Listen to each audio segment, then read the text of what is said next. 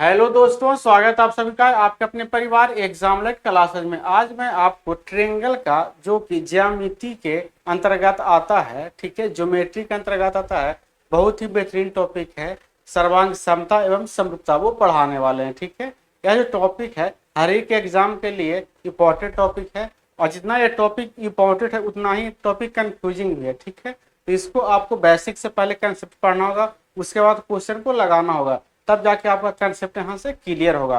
तो चलिए हम शुरू करते हैं आज का कंसेप्ट। कैसे कंसेप्ट नंबर 1 है, सबसे पहले समझना यहाँ से कि सर्वांग समता और समरूपता क्या होता है। ठीक है, जैसे यहाँ से हम आपके सामने दो फिगर बना रहे हैं, यहाँ से एक फिगर ए है, ठीक है, और इसी का कॉपी करके एक फिगर और यहाँ से हम बना लें, ठीक है, और उसके बाद यहाँ से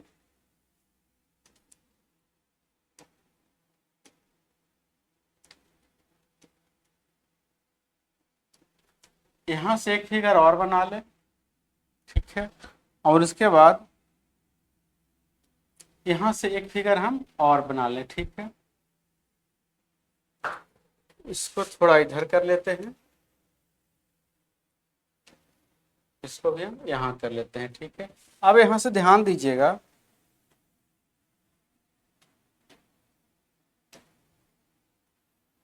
बीच में यहाँ से घेर लेते हैं, ठीक है।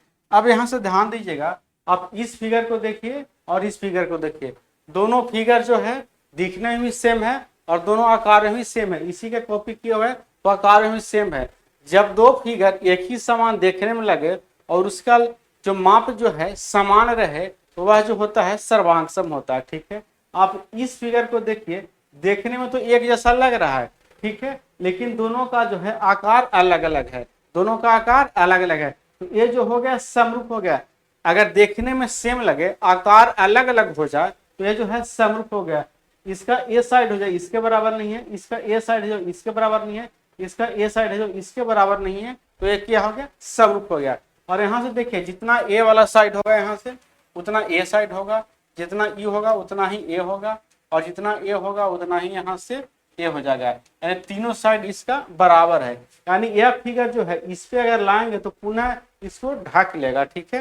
पुनः इसको देखिए, यहाँ से अगर उठा करके हम यहाँ पे लाएं, देखिए इसको पूरी तरह से ढक लेगा। अगर एक फिगर दूसरी फिगर को पूरी तरह से ढक ले तो वह जो है सर्वांग सम हो जाएगा, ठीक है। चलिए अब उसके बाद हम देखते हैं समरूपता में क्या है। तो यहाँ से अगर इस फिगर को हम उठा करके इसके ऊपर ले जाए तो देखिए इसको नहीं ढक पाएगा, ठीक है, इसको ये नहीं ढक पा रहा है। इसका मतलब है कि देखने में तो एक जैसा है लेकिन एक दूसरे को ढक पा नहीं पा रहा है, इसका मतलब दोनों का आकार अलग अलग है, तो यह जो हो जाएगा समरूप हो जाएगा, ठीक है। सर्वांग सम होने का रूल क्या है और समरूप होने का रूल क्या है, इसके बारे में पढ़ेंगे, ठीक है। अब इतना तो आप समझ है, चाहे किसी भी तरह का फिगर हो, यहाँ तो ट्रेंगल है, सर्किल रहे, चतुर्भुज रहे, मैंने किसी तरह का फिगर रहे, वो सब समझ आएगा कि कौन सर्वांग सम होगा और कौन समरूप होगा। अब किस रूप पे रूल पे होगा, कैसे होगा, इसके बारे में हम समझते हैं। सर्वांग सम, अच्छा, सर्वांग सम होने का मतलब है इसका हर एक भुजा उसके संगत भुजा के बराबर होगा, लेकिन समरूप होने का मतलब है कि इस भुजा का रेशियो यहाँ से इस भुजा और इस भुजा का रेशियो, ठीक है, बराबर होगा। यहाँ से इस भुजा और इस भुजा का रेशियो के बराबर, और इस भुजा और इस भुजा के रेशियो के बराबर होगा। अब डिटेल कैसे होगा आपको आगे समझ में आएगा, आप फिलहाल इतना यहाँ समझ लीजिए, ठीक है। अब देखिए आगे समझते हैं रूल नंबर 1 क्या है सर्वांग सम होने का। रूल नंबर 1 यहाँ से एस एस एस रूल, यानी साइड साइड साइड रूल। अच्छा, सर्वांग समता को इंग्लिश में बोलते हैं कंग्रुएंसी और समरूपता को इंग्लिश में बोलते हैं सिमिलरिटी, ठीक है, इंग्लिश वर्ड भी ध्यान में रखिएगा। अब यहाँ से देखिए एस एस एस रूल है साइड साइड साइड रूल। अगर यहाँ से दो त्रिभुज है, एक त्रिभुज ए बी सी है और एक बनाया हुआ है पी क्यू आर, दो त्रिभुज यहाँ से है।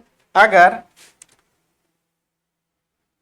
इस त्रिभुज का यानी ए बी जो है पी क्यू के बराबर हो जाए, बी सी जो है क्यू आर के बराबर हो जाए, ठीक है, और उसके बाद अगर यहाँ से AC जो है PR के बराबर हो जाए, यानी तीन भुजा इसका आपस में बराबर, संगत भुजा एक दूसरे के बराबर है, तो यहाँ AB बराबर हो गया। अच्छा इधर देख लेते हैं सिमिलरिटी, कैंग्रुएंसी इधर देख लेते हैं, और इस साइड में सिमिलरिटी का देखेंगे। ठीक है,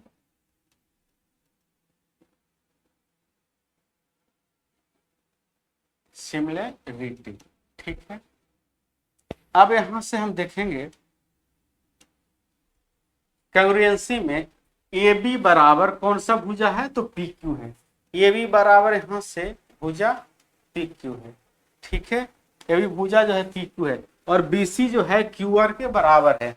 बी सी जो है बराबर है यहाँ से क्यू आर के। ठीक है, उसके बाद यहाँ से ए सी जो बराबर है पी आर के, ए सी जो है बराबर है पी आर के, ए सी जो है बराबर है पी आर के। तो यहाँ कह रहा है तीन, यानी भुजा भुजा भुजा, यानी तीन भुजा आपस में बराबर हो गया। ए बी जो है पी क्यू के बराबर है, बी सी जो है क्यू आर के बराबर है, और ए सी जो है पी आर के बराबर है। इसका मतलब है कि जो है त्रिभुज ए बी सी, त्रिभुज ए बी सी सर्वांगसम हो गया किसका, तो त्रिभुज पी क्यू आर का, पी क्यू आर का। ये जो है दो बराबर के ऊपर एक कर्व रेखा जो है सर्वांगसमता को दर्शाता है। ठीक है, उसका चिन्ह है, सर्वांगसम का चिन्ह है। तो त्रिभुज ए बी सी यहां से सर्वांगसम हो गया त्रिभुज यहां से पी क्यू आर, किस रूल से, तो बाई यहां से लिख लेंगे एस एस एस, यानी साइड साइड साइड रूल से। ठीक है, वहीं अगर हमको सिमिलरिटी चेक करना है कि ए बी सी जो है त्रिभुज पी क्यू आर का सिमिलर है कि नहीं है, एक बार ध्यान में रखिएगा, जो भी त्रिभुज जो है सर्वांगसम होगा वह हर एक त्रिभुज जो है समरूप होगा। ठीक है, लेकिन जो त्रिभुज समरूप होगा वह हर एक त्रिभुज जो है सर्वांगसम नहीं हो सकता है, इस बात को भी ध्यान में रखिएगा। अब सिमिलरिटी का रूल क्या है, तो ए बी और बटे में यहां से हो जाएगा पी क्यू, इसका संगत भुजा पी क्यू, ए बी का संगत भुजा पी क्यू, तो ए बी बटे यहां से हो जाएगा ए बी, और बटे यहां से हो जाएगा पी क्यू। इसका रेशियो जो है बराबर होना चाहिए बी सी बटे में क्यू आर का, तो बी सी बटे में क्यू आर, बी सी का संगत भुजा क्यू आर बराबर होना चाहिए रेशियो ए सी का संगत भुजा पी आर के बराबर, तो ए सी बटे यहां से हो जाएगा पी आर। अगर यह नियम को फॉलो करता है तो जो है दो त्रिभुज ए बी सी और पी क्यू आर जो है एक दूसरे का सिमिलर हो जाएगा। तो त्रिभुज ए बी सी जो है सिमिलर का साइन इस तरह से होता है। ठीक है, सिमिलर का साइन इस तरह से समरूप हो जाएगा त्रिभुज पी क्यू आर का। ठीक है, तो पहला रूल आप समझ गए, S S S rule.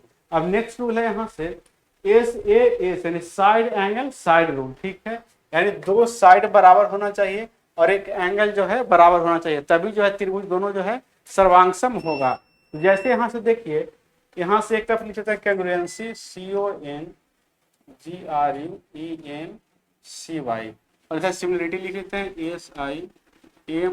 SIMILARI यहाँ से TY। ठीक है,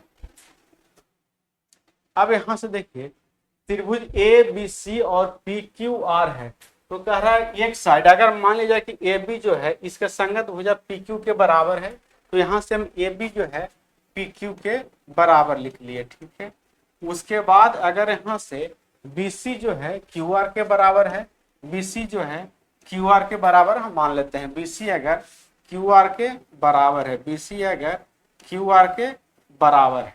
ठीक है, अब जो एंगल जो है यहाँ एक भुजा ए बराबर है, एक भुजा ए बराबर है, यहाँ पी क्यू है, यहाँ क्यू आर है, तो एंगल जो है बीच वाला बराबर होना चाहिए। दोनों संगत भुजाएं के बीच वाला एंगल यहाँ से बराबर होना चाहिए, तो एंगल बी जो है एंगल क्यू के बराबर हो जाएगा।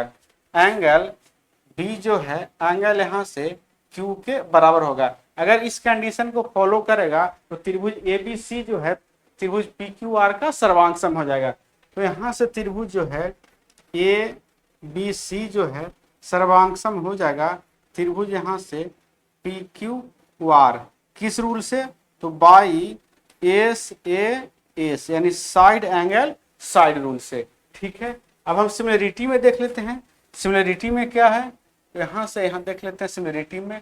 अब यहाँ से देखिए ए बी इसका संगत भुजा पी क्यू, ये दोनों का रेशियो, तो ए बी और बटे में यहां से हो जाएगा पी क्यू बराबर होना चाहिए ए बी, और बटे में हो जाएगा यहां से पी क्यू बराबर होना चाहिए बी सी संगत भुजा क्यू आर के, तो बी सी बटे में यहाँ से हो जाएगा क्यू आर, ठीक है। एक कंडीशन होना चाहिए। और दूसरा कंडीशन क्या है कि जो एंगल बी जो है बराबर होना चाहिए एंगल क्यू का, ठीक है। यहाँ पे रेशियो नहीं देखेंगे, एंगल बराबर होना चाहिए, यहाँ पे रेशियो नहीं, एंगल यहाँ पे बराबर होना चाहिए। तो एंगल बी जो है अगर बराबर दिया है एंगल क्यू का, तो जो त्रिभुज जो है ए बी सी जो है त्रिभुज पी क्यू आर का समरूप हो जाएगा। तो त्रिभुज ए बी सी जो है समरूप हो जाएगा त्रिभुज पी क्यू आर का, ठीक है। अब रूल नंबर हम 3 की ओर बढ़ते हैं। रूल नंबर 3 क्या कहता है, तो ए एस ए रूल, ठीक है। एंगल साइड एंगल रूल, ठीक है। यानी दो एंगल बराबर होना चाहिए और एक भुजा बराबर होना चाहिए, ठीक है। अगर हम मान लेते हैं कि एंगल ए जो है पी के बराबर है, ठीक है। एंगल बी जो है एंगल यहाँ से क्यू के बराबर है, ठीक है। तो दो एंगल अगर बराबर हो जाएगा, इस एंगल के बराबर यहाँ पे एंगल पी है, एंगल बी के बराबर एंगल अगर क्यू है, ठीक है। एंगल बी के बराबर अगर एंगल क्यू है, तो तीसरा जो एंगल है ऑटोमेटिक यहाँ से बराबर हो जाएगा, ठीक है। अब यहाँ से देखिए कंग्रुएंसी की तरफ देखते हैं, और इधर सिमिलरिटी,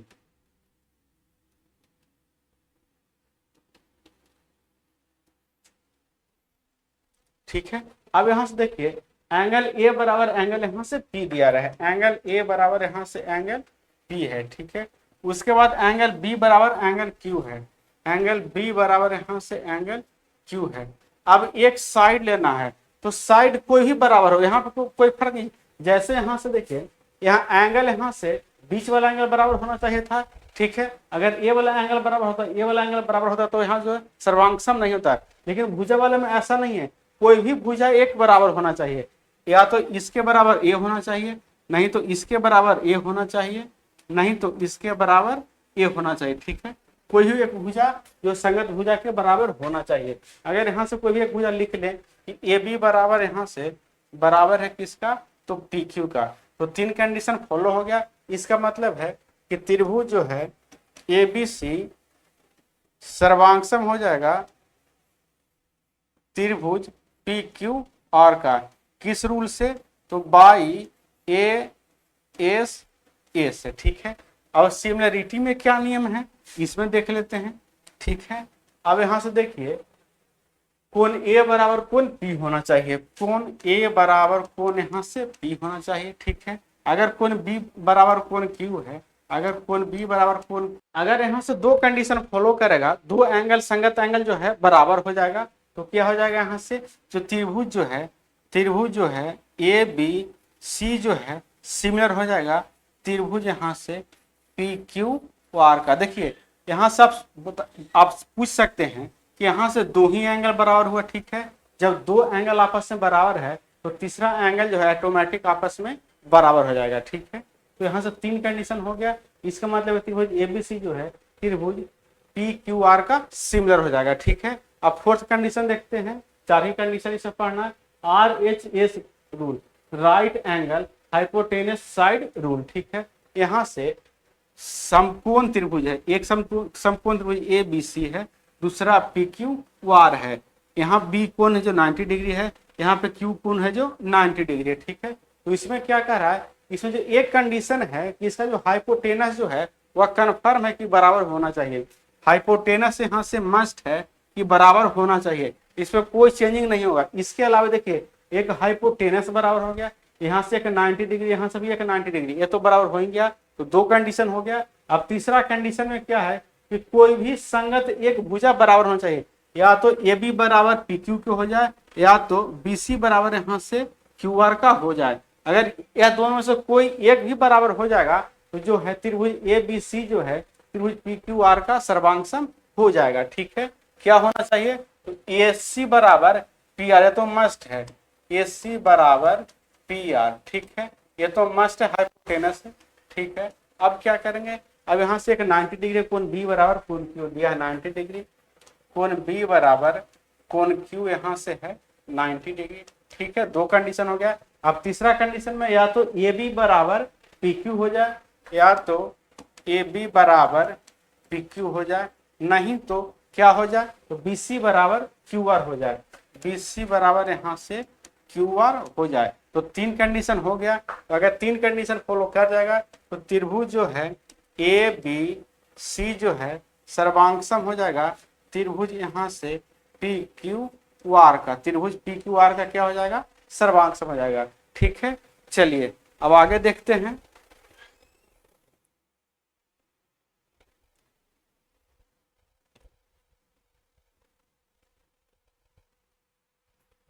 अच्छा, अब समरूप के तरफ देख लेते हैं। सिमिलरिटी में क्या है, सिमिलरिटी में यहां से क्या है, देखिए ए बी और बी सी, ठीक है, इसका रेशियो ए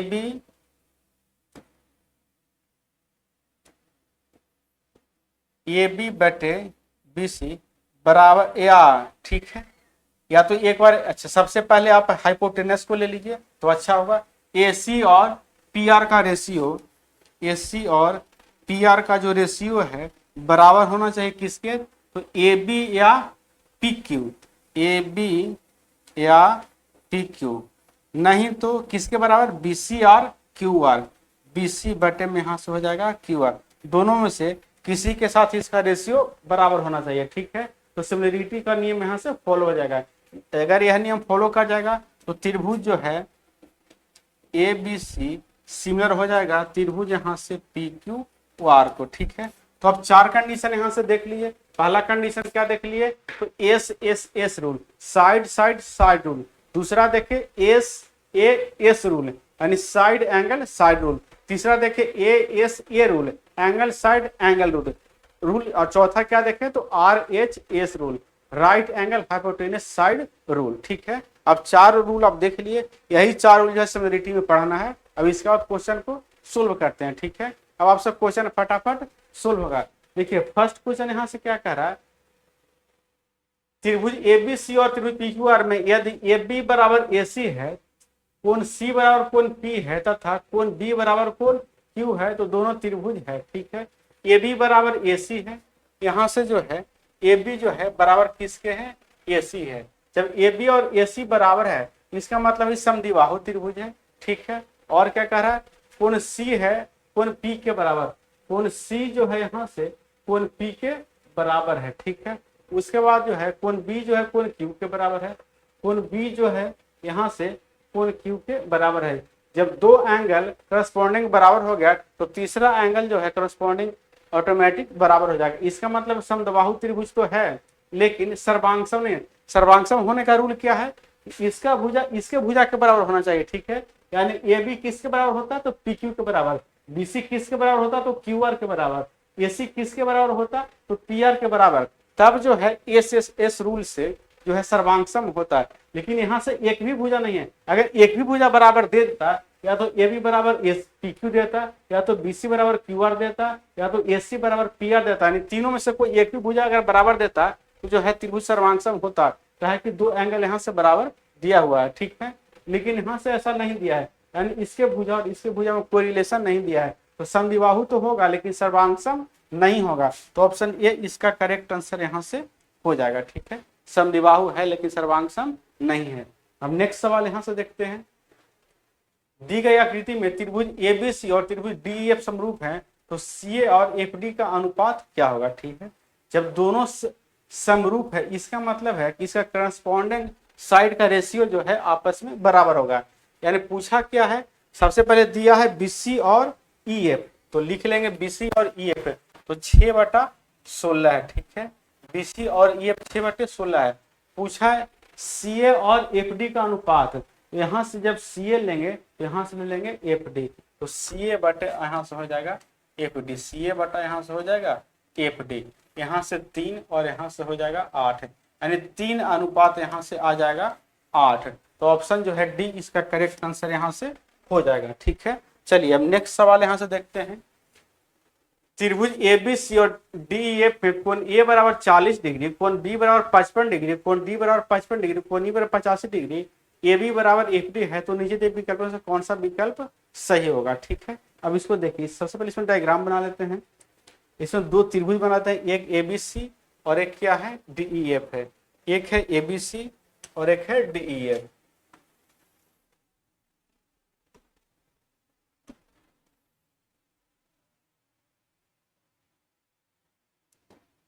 एक है A B C D E F, A B C और डी एफ। क्या दिया कंडीशन, क्या दिया, कोण ए जो है 40 डिग्री है, यहां से मान दिया है 40 डिग्री, ठीक है। उसके बाद क्या दिया है, कोण बी जो है 55 डिग्री है, यहां से दिया है 55 डिग्री, ठीक है।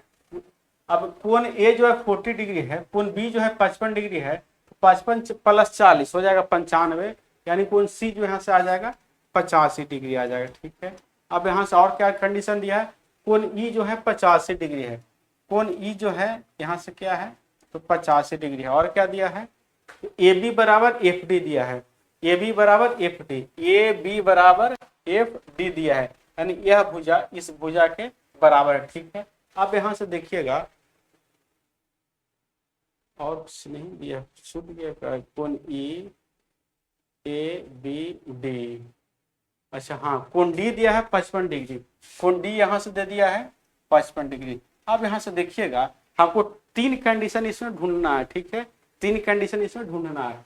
अब यहाँ से देखिए एक भुजा तो एक भुजा के बराबर है, ठीक है, एक भुजा जो है एक भुजा के बराबर है, ठीक है, एक कंडीशन मिल गया। दूसरा कंडीशन कोण बी जो है कोण डी के बराबर है, कोण बी जो है कोण डी के बराबर है, ठीक है, ये भी कंडीशन मिल गया। और यहाँ से देखिए कोण सी जो है कोण ई के बराबर है, ठीक है, कोण सी जो है कोण ई के बराबर है। तो कैसे, अच्छा ये बताइए, जब 3 कंडीशन मिल गया, पहला कंडीशन क्या मिला कि ये भी भुजा जो है यहाँ से डी एफ यानी एफ डी के बराबर है। दूसरा कंडीशन कोण बी जो है कोण डी के बराबर है। तीसरा कंडीशन कोण सी जो है कोण ई के बराबर है। तो 3 कंडीशन मिल गया, इसका मतलब है कि कोण यानी त्रिभुज ए बी सी जो है, यानी यह त्रिभुज जो है इस त्रिभुज का सर्वांगसम हो गया, ठीक है। अब पूछा क्या है, तो यहाँ से सर्वांगसम पूछा है, मतलब इसका देखिए इस सर्वांगसम तो पक्का ही होगा, ठीक है, ऑप्शन में सर्वांगसम दिया है, आपको सर्वांगसम ढूंढ के बता दे, लेकिन एग्जाम में ढूंढना नहीं है, ठीक है। एग्जाम में आपको कंडीशन देखना है कि किस तरह से लिखा है कि ए बी सी लिखा गया या यहाँ से डी ई एफ कैसे लिखा गया, ठीक है। तो सबसे पहले यहाँ से देखिए कोण बी जो है कोण डी के बराबर है, तो यहाँ से अगर हम कोण बी लेते हैं इधर वाले एंगल में हमको यहाँ से डी लेना पड़ेगा, ठीक है, इधर हमको डी लेना पड़ेगा। उसके बाद और क्या, कोण सी जो है कोण ई के बराबर है, यहाँ से अगर हम सी लेते हैं तो यहाँ से हमको ई लेना पड़ेगा, ठीक है। अब जो है उसके बाद क्या बचा, इधर तो ए बचा और इधर यहाँ से बच गया क्या, तो एफ बच गया, ठीक है, बी सी ए, ठीक है, ऐसा दिया है कहीं, बी सी ए नहीं दिया है, ए बी सी दिया है। तो इसको सजा लीजिए, अगर यहाँ से इसको ए लाइएगा, उसके बाद यहाँ से दूसरा में बी लिखिएगा, उसके बाद सी लिखिएगा, तो यहाँ से एफ को शुरू में ले आइए, ठीक है, डी को दूसरा पे ले जाइए और ई को अंतिम में लेके चले जाइए। यानी त्रिभुज जो है ए बी सी सर्वांगसम हो गया त्रिभुज एफ डी ई का, त्रिभुज ए बी सी सर्वांगसम हो गया त्रिभुज एफ डी ई। तो ऑप्शन डी इसका करेक्ट आंसर यहाँ से हो जाएगा, ठीक है। पहले हम यहाँ से सजा लेंगे, ठीक है। उसके बाद एक तरफ देखिए हर जगह ए बी सी दिया, यहाँ भी A B C A B C A B C और यहाँ भी ए बी सी, यानी एक तरफ समान देगा तो दूसरी तरफ सजाना आसान हो जाता है। इधर ए बी सी दिया है तो इधर हम ए बी सी बना लिए, इसी अनुसार इसको हम इधर उधर लेटर को कर लिए, ठीक है। जैसे ए को हम यहाँ पे लाए, यहाँ से ए को भी हम यहाँ पे ले आए, यहाँ बी को हम सेकंड में लाए तो डी को भी यहाँ से सेकंड में लेके चले गए, सी को तीसरा पे ले गए तो यहाँ से ई को हम तीसरा पे लेके चले गए, त्रिभुज ए बी सी सर्वांगसम हो जाएगा F D E, option D इसका करेक्ट आंसर यहाँ से हो जाएगा। चलिए अब नेक्स्ट सवाल देखते हैं, सवाल नंबर 4 क्या कर रहा है, निम्न के संदर्भ में सही विकल्प का चयन कीजिए, 2 त्रिभुज समरूप होंगे। अच्छा समरूप होंगे इसका मतलब क्या, उनकी दो कोई भी 2 भुजाएं बराबर हो, सर्वांग समरूप में बराबर वाला तो देखना नहीं, कोई भी 2 भुजा सही बराबर नहीं, सर्वांगसम में कोई भी 2 भुजा नहीं, संगत भुजा एक दूसरे के बराबर होना चाहिए, ठीक है। तो ऑप्शन 1 कट गया, उनकी संगत भुजाएं समानुपाती हो, ठीक है, यह कंडीशन ठीक है। उनके कोई भी 2 कोण बराबर हो, कोई भी 2 कोण नहीं बराबर होना चाहिए, ठीक है, यहाँ से कट गया। उनके संगत कोण बराबर हो, ठीक है, ऑप्शन डी ठीक है। तो बी और डी, तो बी और डी किस में है, तो बी और डी ऑप्शन बी में है, तो ऑप्शन बी इसका करेक्ट आंसर यहाँ से हो जाएगा, ठीक है। नेक्स्ट सवाल देखते हैं, सवाल नंबर 5, सवाल नंबर 4 था, सवाल नंबर 5, यदि त्रिभुज एबी इस प्रकार डी ई के समरूप है कि 2AB बराबर DE और BC बराबर 8 है, तो ये बराबर क्या होगा, 2 त्रिभुज है, ठीक है, यहाँ से ABC समरूप है DEF के, ठीक है। 2AB बराबर DE है तो यहाँ से ए बी बटे डी ई क्या हो जाएगा, तो यहाँ से O1 बाई यहाँ से 2 हो जाएगा, ठीक है। यानी ए बी है 1 यूनिट और डी ई है यहाँ से 2 यूनिट। पूछा क्या है, अच्छा दिया है बी सी, ठीक है, और ए बी और डी ई दिया, ठीक है, ए बी और डी ई, ठीक है। तो सबसे पहले हम ए बी बटा यहाँ से डी ई लिख लेंगे, और ये किसके बराबर है, तो 1/2 के बराबर, ठीक है।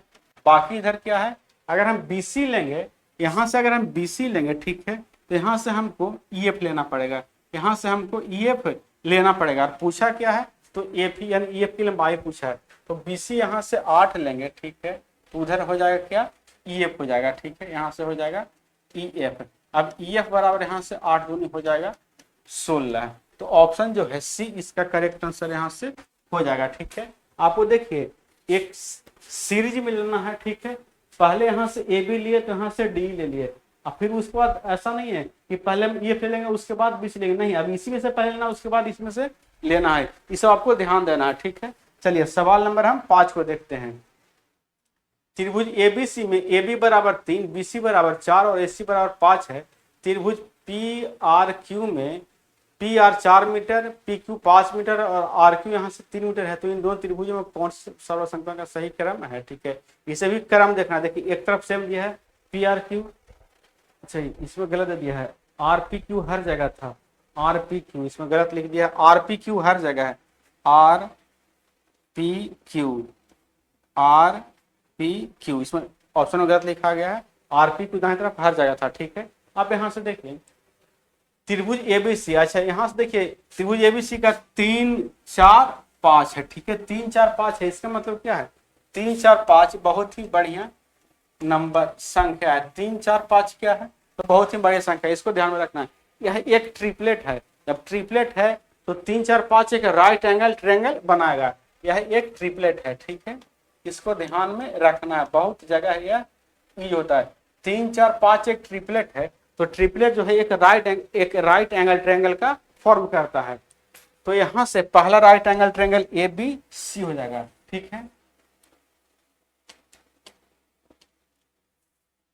यहां से जो है पहला राइट एंगल ट्रायंगल यहां से लिख लेते हैं, ठीक है, बना लेते हैं यहां से राइट एंगल ट्रायंगल, ठीक है, और इसी का एक हम कॉपी कर लेते हैं।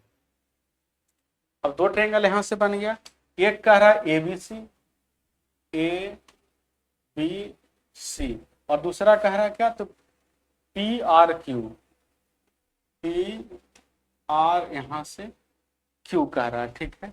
अब देखिए अब समस्या है यहां से है कि किस एंगल को हम 90 डिग्री माने। यहाँ तो हम नाम दे दिए, लेकिन पहले यहाँ ऐसा नहीं, इसको 90 नहीं माना, फिर नाम नहीं देना है। सबसे पहले समझना है कि किसको हम 90 डिग्री माने, ठीक है। कैसे समझेंगे, तो देखिए यहाँ से देखिए यहाँ भुजा ए बी है और यहाँ बी सी है, ठीक है। अच्छा एक चीज तो है 5 जो है यहाँ से क्या हो जाएगा, हाइपोटेनस हो जाएगा, ठीक है, तो ए सी पे तो 90 डिग्री बनेगा नहीं, ठीक है, यानी ए और सी पे तो 90 डिग्री बनेगा नहीं, तो बनेगा किस पे, तो बी पे बनेगा, ठीक है। हाइपोटेनस के बगल में 90 डिग्री बनता ना है, और यहाँ ए सी दे दिया है 5, यानी ए सी जो है हाइपोटेनस है, तो ए और सी के पास तो 90 डिग्री बनेगा नहीं, तो बनेगा किसके पास में, तो बी के पास में बनेगा। इसका मतलब यहाँ पर क्या है, तो बी है। याद यहाँ देखिए ए बी और बी सी में जो है यहाँ से बी कॉमन है, यानी बी पर 90 डिग्री बनेगा। 90 डिग्री यही दोनों भुजा बनाएगा, 3 और 4, वह तो हाइपोटेनस है, वो बनाएगा नहीं भुजा, 3 और 4 बनाएगा, यानी इसमें बी कॉमन है, तो बी जो है 90 डिग्री हो जाएगा। उसी तरह से इसमें यहाँ भी देखिए 3 4 और 5 है, तो 5 वाला पी क्यू तो बनाएगा नहीं, कहाँ बनेगा, तो आर पे बनेगा, ठीक है, आर पे 90 डिग्री बनेगा। किधर हो गया ए, यहाँ बच जाएगा सी, और यहाँ हो जाएगा पी आर क्यू। अच्छा यहाँ से 3 4 5, और यहाँ से देखिए पी आर जो है 4 है, पी आर यहाँ से 4 है, ठीक है। उसके बाद क्या है, पी क्यू जो है 5 है, ये हो जाएगा यहाँ से 3। अब हमको इसमें देखिए अब ढूंढना है कि कैसे इसको लिखना है, कौन सा त्रिभुज का नाम कैसे होगा। सबसे पहले देखिए उस तरफ आर पी क्यू हर जगह है, उस तरफ आर पी क्यू हर जगह है, तो आर पी क्यू हम लिख लेंगे, आर पी क्यू, ठीक है। आर पी क्यू सर्वांगसम होगा किसके, आर पी क्यू लिए, ठीक है, आर पी क्यू। तो इधर कैसे लेंगे, यहाँ से अब देखिए, अब यहाँ समझना है आर पी, ठीक है, पहले आर पी है तो यहाँ से पहले आर पी है, पहले हम 4 वाला लेंगे तो यहाँ से क्या लेंगे, तो बी सी ले लेंगे, ठीक है, बी और सी ले लेंगे, ठीक है। उसके बाद देखिए आर पी के बाद पी क्यू है, तो पी क्यू किधर है, पी क्यू है, यहाँ से ले लेंगे बी सी के बाद यहाँ से ए पे चले जाएंगे, ठीक है, सी के बाद यहाँ से ए पे चले जाएंगे, तो त्रिभुज बी सी ए जो हो जाएगा सर्वांगसम हो जाएगा त्रिभुज आर पी क्यू का, ठीक है। तो ऑप्शन डी इसका करेक्ट आंसर यहाँ से हो जाएगा। चलिए सवाल नंबर हम 7 को देखते हैं। त्रिभुज पी क्यू आर में त्रिभुज P Q R 90 degree M P Q बराबर 3 सेंटीमीटर, यहाँ से अच्छा पहले से यहाँ से बना लीजिए 90 डिग्री वाला यानी समकोण त्रिभुज बना लीजिए तो समझ में आएगा, ठीक है। यहाँ से बना लिए समकोण त्रिभुज और त्रिभुज का नाम है P Q are, P Q are. यहाँ से जरा कोण पी क्यू आर 90 डिग्री यानी क्यू जो है 90 डिग्री है, यहाँ से क्यू बना लिए 90 डिग्री। अब दिया है पी क्यू जो है 3 है, पी 3 हो गया, ठीक है, और पी आर जो है 6 है, पी आर जो है 6 है, तो पूछ रहा है पी आर क्यू यानी एंगल आर पूछ रहा है, ठीक है, बीच वाला एंगल होता है, अगर इस तरह से लिखा रहे तो एंगल बीच वाला होता है, ठीक है, तो आर एंगल अगर इसको हम थीटा मान लेते हैं तो यहाँ से परपेंडिकुलर हो गया, हाइपोटेनस यहाँ से बेस हो गया, तो साइन थीटा बराबर क्या होता है, पी बटे एच होता है परपेंडिकुलर बटे हाइपोटेनस, ठीक है, तो पी यहाँ से 3 है और एच यहाँ से 6 है, तो यहाँ से आ गया 1/2, तो साइन कितना डिग्री का वैल्यू 1/2 होता है, तो साइन 30 डिग्री का जो वैल्यू है, साइन 30 डिग्री का जो वैल्यू है 1/2 होता है। इसका मतलब है कि यहाँ से थीटा का वैल्यू आ गया 30 डिग्री, तो ऑप्शन जो है डी इसका करेक्ट आंसर हो जाएगा, यानी एंगल पी आर क्यू जो है यहाँ से हो जाएगा 30 डिग्री, ठीक है। अब नेक्स्ट सवाल, सवाल नंबर 8 पर बढ़ते हैं। त्रिभुज एबीसी और एफईडी के त्रिभुज एबीसी और एफईडी समरूप है, ठीक है, यहाँ ये नहीं होना चाहिए, समरूप है, ए बी बराबर 1 सेंटीमीटर, ए बी यहाँ से ए बी सी एक लिख लेते हैं, ए बी और सी, और दूसरे में नाम देते हैं F E D, F E D देते हैं, ठीक है। ए बी जो है एक्स है, ठीक है, और क्या है बी सी जो है x+2 है, बी सी जो है x+2 है, ई एफ जो है 12 है, ई एफ जो है 12 है, ठीक है, और ईडी जो है 18 है, ईडी जो है 18 है, ठीक है। अगर समरूप है तो इसका और इसका रेशियो और इसका और इसका रेशियो यानी करस्पॉन्डिंग का रेशियो जो होगा सेम होगा, यानी ए बी यहाँ से ए बी है, ए बी बटे यहाँ से ए बी बटे, तो यहाँ से हो जाएगा एफ ई का जो रेशियो है बराबर होगा किसका, तो बी सी बटे ई डी का, बी सी बटे ई डी का। समरूप में यही तो होता है कि करस्पॉन्डिंग साइड्स का रेशियो बराबर होता है, ठीक है। अब यहाँ से रख लेंगे वैल्यू, ए बी का वैल्यू x है तो x रख लिए, एफ ई का वैल्यू 12 है तो 12 रख लिए, यहाँ से बी सी का वैल्यू x+2 है तो x+2 रख लिए, और यहाँ से जो है ई डी का वैल्यू जो 18 है तो यहाँ से 18 रख लिए, ठीक है। यहाँ से 2 छक्का, यहाँ से 3 छक्का 18, 3x बराबर हो जाएगा यहाँ से कितना, यहाँ से 2x + 4, 2x प्लस यहाँ से 4, यहाँ से x का वैल्यू निकालिएगा तो आ जाएगा 4, ऑप्शन ए इसका करेक्ट आंसर यहाँ से हो जाएगा, ठीक है। अब नेक्स्ट सवाल देखते हैं, सवाल नंबर 9 की ओर बढ़ते हैं। अब यहाँ से दो समरूप त्रिभुज की संगत भुजाओं का अनुपात 2:3 है, यदि छोटे त्रिभुज का क्षेत्रफल 48 सेंटीमीटर है तो बड़े त्रिभुज का क्षेत्रफल क्या होगा।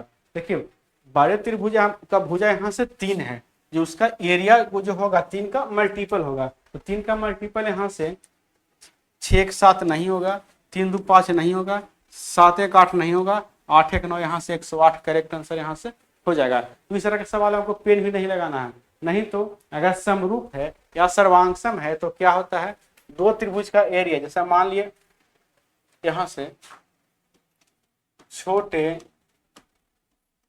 त्रिभुज का एरिया बटे में हो जाएगा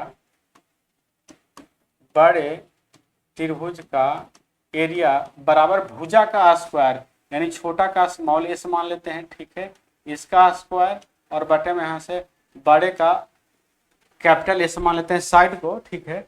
छोटे वाले त्रिभुज का साइड स्मॉल एस और बड़े वाले त्रिभुज का साइड कैपिटल एस मान लेते हैं, तो भुजा का स्क्वायर होता है, ठीक है।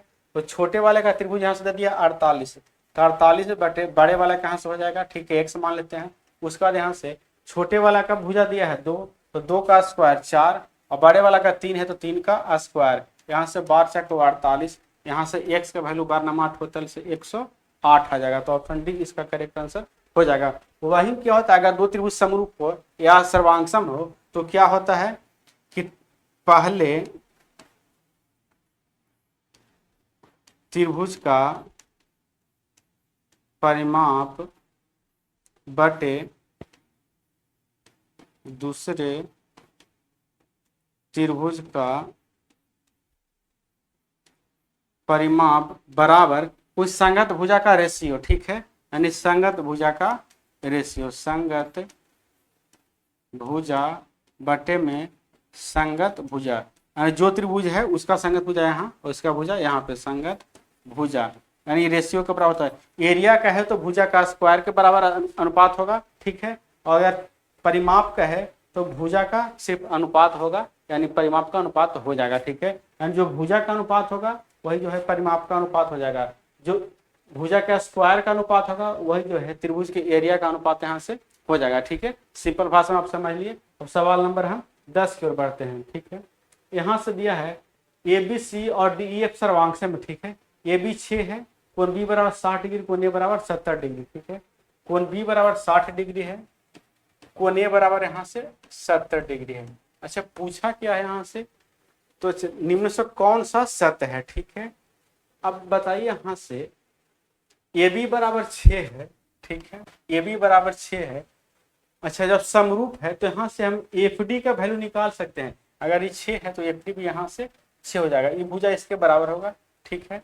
अब लेकिन यहाँ से एफ डी तो 6 दो गो में दिया है, डी का वैल्यू नहीं निकल सकता, ठीक है। डी का कब निकलेगा, जब यहाँ से बीसी का होगा, तो डी वाला कट जाएगा। अब बच गया एफ डी 2 गो में, यहाँ भी 6 है और यहाँ भी 6 है। अब कौन निकालना है, कौन ई कितना होगा, कौन ई होगा या कौन एफ होगा, ठीक है।